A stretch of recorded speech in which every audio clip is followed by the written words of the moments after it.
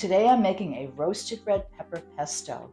It's going to be totally done in a food processor or a blender, be done in almost 10 minutes flat, if less. This is one of the easiest recipes when you don't want to heat up your kitchen and it's a hot summer day, but yet you want something really great for dinner.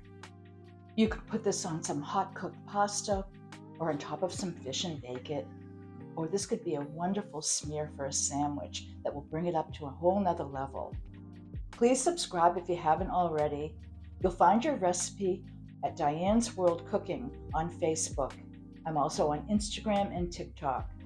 Please give this video a like, it will really help. I'm using walnuts for my pesto, but you can choose any nut that you want, and I'm going to toast them. You're going to need 1 cup. Now I'm going to grate some Pecorino Romano cheese. You could also use Parmesan if you want. You'll need about a half a cup.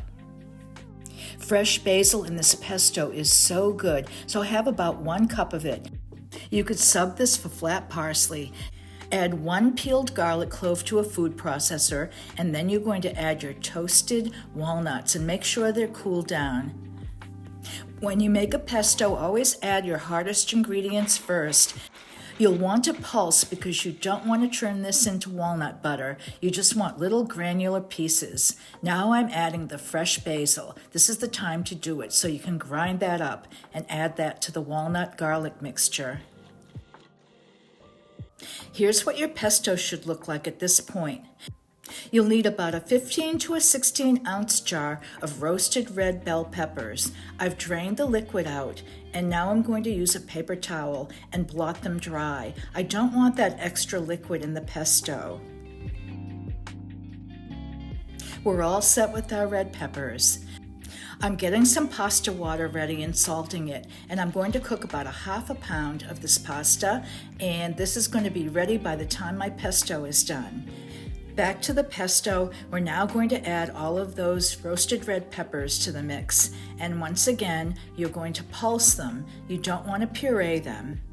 Add 1 teaspoon of dry oregano. This just makes this pesto taste so great. Pulse until everything is chopped up really fine. Remove the lid and push down any of the larger pieces that get caught up along the sides. I'm putting the top back on and giving it 1 more pulse or 2. Now I have some extra virgin olive oil. You've got to really use this. And I'm putting in 1/4 cup. This will just make this wonderful. Add some black ground pepper. But don't add your cheese yet, and you will see why later. So I'm going to pulse this 1 more time quickly to get that olive oil and black pepper combined. That's what it should look like. So now I add the cheese, and I'm going to do this by hand. If I used the food processor blades, it would get this really gummy. So doing it by hand with any kind of pesto you make is really important. There are no words to describe how incredible this smells right here in my food processor. So let me give it a taste. I didn't add salt because the Pecorino Romano is very salty. So that's up to you. But always do a little taste test first. Wow. I'll show you how to use your pesto too on a piece of salmon. So always take the tail of the salmon and tuck it in. You're doing this so that the fish cooks evenly. Now spoon all of your pesto out into a bowl, but take some off for the fish. You don't want to contaminate that big bowl of pesto because you might be dipping into it a few times like I am right now, and spread that very liberally all over the salmon.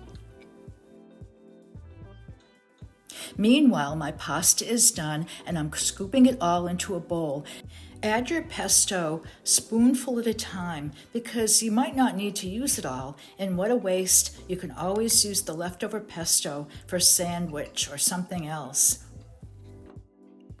You're ready for an easy 10-minute dish. Isn't this incredible? It's time to taste.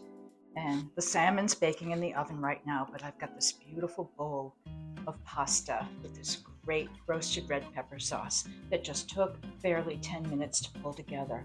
This can also be a great pesto for cold pasta salad.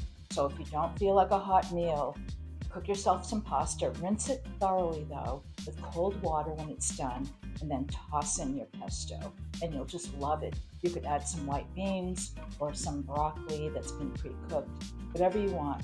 Okay, here goes. Enough talking. When my salmon comes out, I'll show you what that's going to look like.